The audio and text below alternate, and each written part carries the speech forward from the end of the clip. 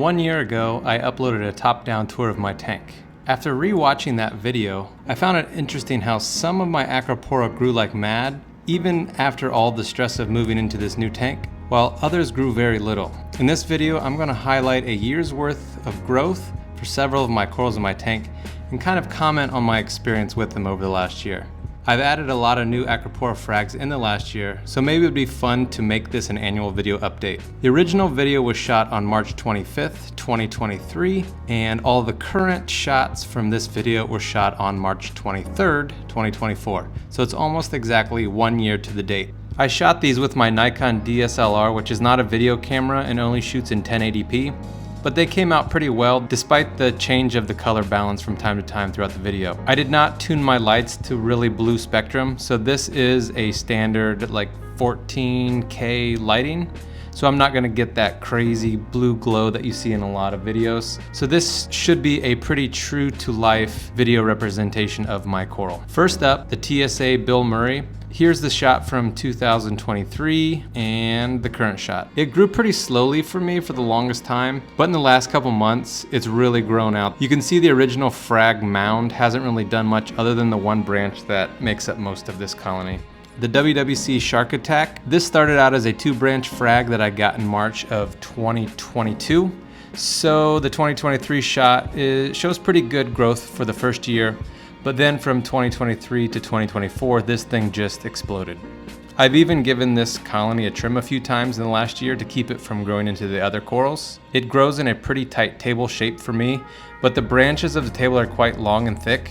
It does trap a lot of detritus because of this, so I blow all the gunk out of this colony about twice a week. And it's hard to get the color right on camera because the green tips are so bright. In person, it has a blue hint to the branches and then the really toxic green coralites and polyps that really pop. The Walt Disney Tenuous. This frag was just starting to bud in the 2023 video. It spent most of the year encrusting a large section of the rock, and now it's putting up a lot of branches all over the encrusted base.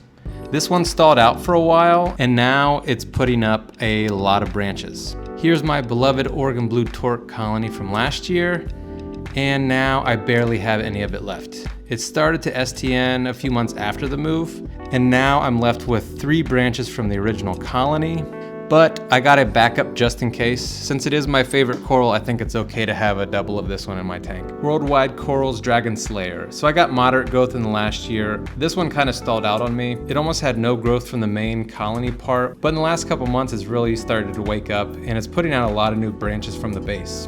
I think the flamethrower table next to it was shading it and crowding it. So after I trimmed that one a little bit, this one really started to take off.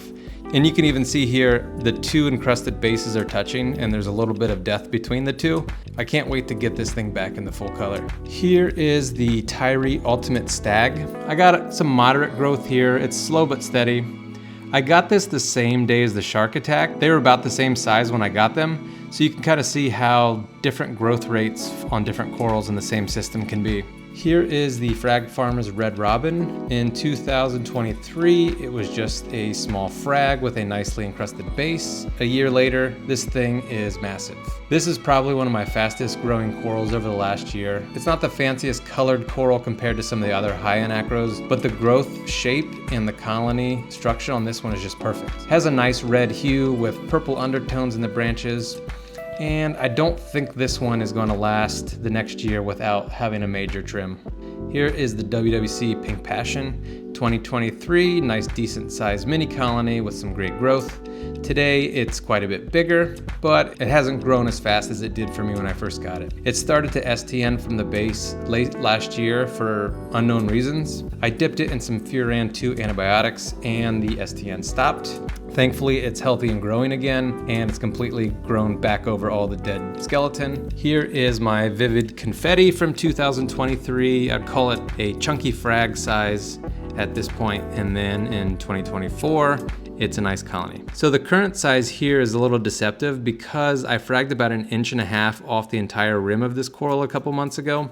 It was growing into another coral where it was before, but I've since moved it to give it more room to grow, and it's been a pretty good grower for me. Here is the Battle Corals Flamethrower Table. This one had started growing about a year ago after it encrusted for the longest time, and now it's a huge colony. This is another fast growing table with great color. So it has the blue growth edges, orange corallite rims, and then the brightest red polyps. This is one of my favorites, and as you can see on the left, I had to cut a good portion of it off to keep it from growing into the Dragon Slayer acro next to it. This one looks great under white light as well. It's very, very bright red, but once the light starts to fade into blues, all of the colors start to pop. So this is the lone LPS in this video, the Holy Grail Micromusa. A year ago, it was a nice size on a 3-inch disc. Since then, I've added the 3-inch disc to a piece of Stax Marco rock. This one grows so fast for me, which is nice since it is such a nice piece. This piece I got from Worldwide Corals from one of their eBay auctions. It was listed as a banana peel acro, but as it's grown out, it doesn't really look like their colony shots. It looks more like one of their deep water acros. It's grown pretty well for me. It almost looks like a fat branched Hawkins echinata. Whatever this coral is, I like it, and I think it's a keeper. This Rocky Mountain Frags Psychoberry was starting to really color up right before I moved the tank, as you can see in the 2023 shot. Since moving it over, it stalled out on me and lost almost all of its color. I can't wait to see what this one does because it was starting to look really good before I kind of stalled it out. Here's my PC Rainbow. When I moved this to the new tank, I may have put it up too high because it got really light and almost pink.